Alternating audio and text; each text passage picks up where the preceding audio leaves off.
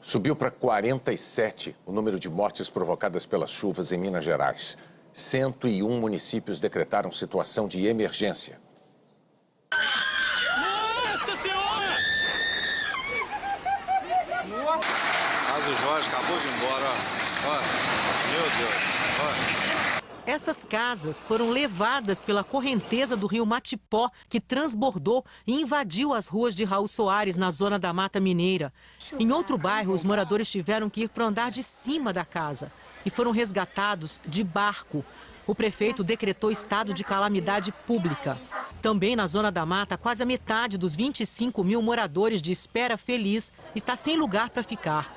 A enchente chegou a 2 metros de altura dentro das casas. Perdi tudo, tem que começar do zero. Eu olhei essas casas aqui, minha filha. Eu olhei a água por cima delas, é de cortar o coração. Na mesma região, Luisburgo é outra cidade castigada pela chuva, que provocou deslizamento de terra e alagamentos. Em Governador Valadares, um dos mais importantes municípios do interior de Minas, o Rio Doce transbordou e invadiu vários bairros, incluindo o maior, que é o Santa Rita. A prefeitura decretou situação de emergência e cancelou as comemorações do aniversário da cidade, que ocorreriam na próxima quinta-feira. O abastecimento de água está reduzido pela metade. Em algumas ruas, só de barco para conseguir passar. Perdi 3 guarda-roupa, está lotado de água. Meus armários estão cheios de água, meu fogão está quase acabando de tampar tudo. Aimorés, que também fica às margens do Rio Doce, está alagada. Ruas e casas estão debaixo d'água.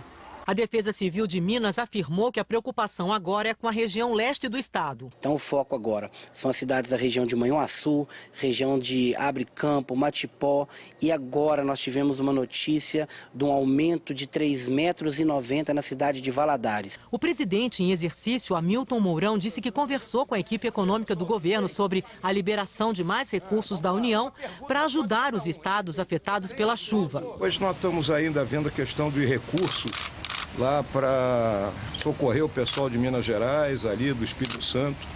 Preciso conversar aí com a área econômica e com o ministro Canuto. Na região metropolitana de Belo Horizonte, a situação ainda é grave.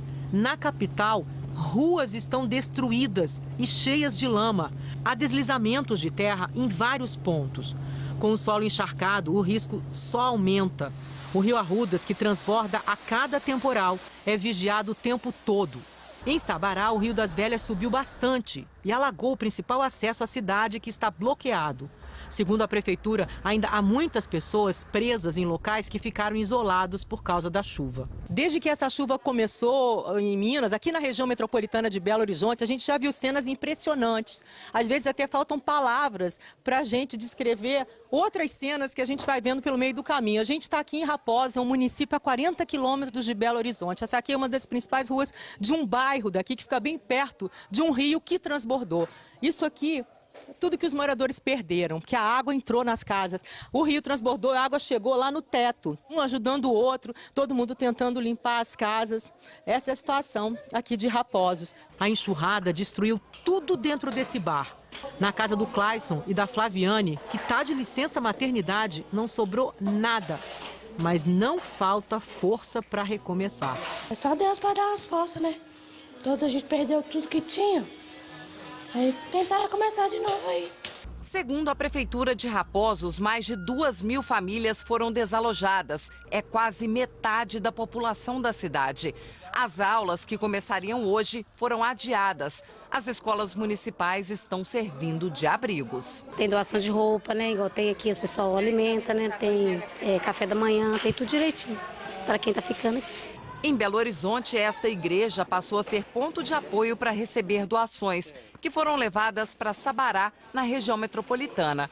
Roupas e alimentos são separados para chegar a quem mais precisa. Todo mundo está se montando, se juntando, trazendo materiais, porque não é só um povo, todos nós engloba.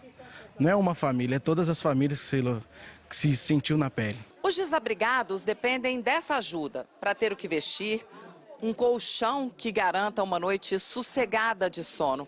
As doações trazem um pouco de amparo e conforto num momento tão difícil. Cerca de 1.500 pessoas perderam suas casas em Contagem. Uma escola estadual serve de moradia para as famílias. A casa da Bruna desabou e ela agora divide esta sala de aula com mais 6 famílias. Muita gratidão.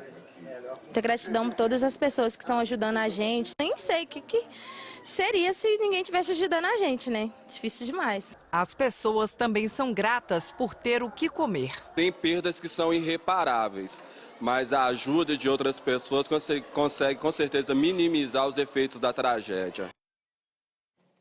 Hoje foram enterrados os corpos de 6 vítimas. O dia foi de despedidas neste cemitério na região metropolitana. O pai do Yuri estava em casa na hora do soterramento. Ele conta que tentou socorrer o filho de 23 anos. Era por volta de 8h30 da noite, nós estávamos na cozinha preparando para jantar. Ele chegou do serviço, tirou o sapato, sentou do lado direito assim, da geladeira, tinha uma geladeira, aí só viu o barulho.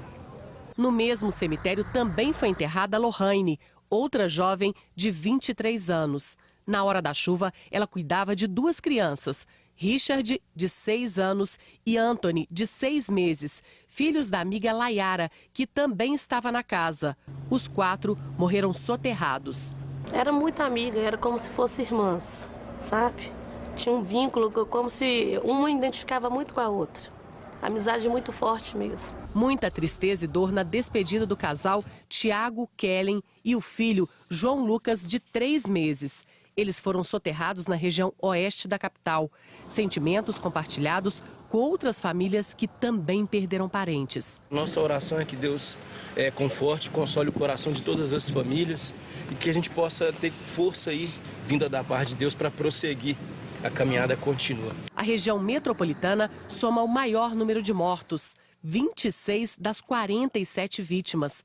Nivaldo tinha 7 anos, morreu soterrado em casa. O irmão dele conseguiu sobreviver. Eu acordei assustado, cheio de lama no rosto e com o braço quebrado, que eu consegui tirar com o esquerdo. Os negócios estavam por cima de mim. Agora são 4 os desaparecidos. As buscas pelos desaparecidos durante a chuva continuam no estado. E no fim da tarde, aqui em Belo Horizonte, mais 4 corpos que estavam no IML foram identificados e liberados para os funerais que devem acontecer amanhã. No Espírito Santo, já passa de 11 mil o número de pessoas fora de casa por causa das enchentes e dos deslizamentos de terra. Durante a tarde, a água do Rio Doce chegou a ruas de Linhares, no norte do Espírito Santo. Muita água e uma coisa que eu nunca tinha visto. E quando eu vi, eu entrei em desespero. E aí eu só peguei documento e umas peças de roupa e saí fora. Em Colatina, o nível do Rio Doce superou os 7 metros e alagou algumas casas. A minha preocupação, porque de manhã ele estava bem baixo, agora ele está subindo muito rápido. Já comecei a tirar minhas coisas de casa. Moradores passaram o dia vigiando o rio e parte do comércio não funcionou. Muitos comerciantes recolheram as mercadorias com medo de alagamento. Neste supermercado, o estoque ficou dentro de caminhões. Se o rio encher, nós vamos ter que retirar tudo que tem, né, o máximo que a gente puder, e temos caminhões já preparados para uma eventual situação de calamidade. Onde há risco de alagamento, a Defesa Civil orientou as famílias a deixarem as casas. Teve morador que já levou a mudança. Agora são mais de 11 mil pessoas fora de casa em todo o estado. De acordo com a Defesa Civil, 20 municípios estão em alerta máximo. O Rio Doce nasce no leste de Minas Gerais e corta o Espírito Santo. O volume de chuva em Minas aumentou o nível do rio e a inundação pode atingir 3 cidades: Baixo Guandu, Colatina e Linhares. No sul do estado, o temporal provocou a cheia de um outro rio, o Itapemirim, que causou estragos na cidade de Cachoeiro. O rio Itapemirim subiu mais de 6 metros no fim de semana e inundou a cidade. Hoje, moradores retiraram a lama das ruas e das casas e comerciantes calcularam o prejuízo com a perda de mercadorias. Ainda vai fazer um levantamento disso aí para ver o que é possível e mandar de novo e o que a gente vai ter que avisar os clientes que não vai mesmo chegar, porque simplesmente o rio levou. Desde a semana passada, os temporais causaram 9 mortes. No fim de semana, o Núcleo de Operações Aéreas do Estado fez quase 30 resgates. Um deles foi em Cachoeiro. Policiais retiraram um homem que estava ilhado no telhado de casa. No norte do estado do Rio de Janeiro, não choveu tão fortemente quanto em Minas Gerais e no Espírito Santo, mas várias cidades estão alagadas porque os rios transbordaram. A Anne Lotterman vai explicar por quê pra gente. Boa noite, Anne. Oi, Renata. Boa noite para você. Bonner, boa noite a todos. Porque choveu muito nas cabeceiras dos rios que ficam em Minas Gerais, a água foi drenando para o rio principal e aí descendo. E no caminho dele estão várias cidades onde não choveu tão forte, mas que estão alagadas. É o caso de Bom Jesus do Itabapoana, no Rio de Janeiro, que está alagada e há 4 dias sem água potável. Em Itaperu, na avenida principal que corta a cidade, está tomada pela água e foi interditada. Só no único hospital só dá para chegar de bote. Uma pessoa morreu. Uma pessoa também morreu afogada em Porciúncula, que vive a maior enchente da história. 2 casas desabaram em toda essa região do norte e noroeste do estado do Rio. Mais de 15 mil pessoas estão fora de casa. Nesse momento, em todas essas cidades aqui de Minas Gerais, Espírito Santo e também do Rio de Janeiro, os rios ainda estão bem acima do normal. E ele vai continuar subindo nas próximas horas em Tumiritinga e Santo Hipólito, em Minas Gerais, Linhares e Colatina, no Espírito Santo, e em Cardoso Moreira, no Rio de Janeiro. Em Belo Horizonte, amanhã e quarta, são esperados ainda cerca de 20 milímetros, depois a chuva diminui. Em Vitória, ela dá uma trégua a partir de quarta-feira. Mesmo com a chuva perdendo força, ainda é muito alto o risco de alagamentos e deslizamentos nessas áreas em vermelho e também laranja no mapa. Juiz de Fora está nessa área. Amanhã são esperados 20 milímetros. Petrópolis, na região serrana do Rio, também 20 milímetros. Em São Mateus, no Espírito Santo, 25. No Rio de Janeiro, a máxima chega aos 35 graus com pancadas de chuva isolada no fim do dia. São Paulo hoje teve a tarde mais quente do verão. Amanhã o calor continua, máxima de 34 graus. E como fica o tempo nas outras regiões? Vamos lá, Renato. Olha, tem aviso de temporais para grande parte da região norte do país e ela vem pontualmente forte também no interior do Nordeste, Sudeste e também no Centro-Oeste.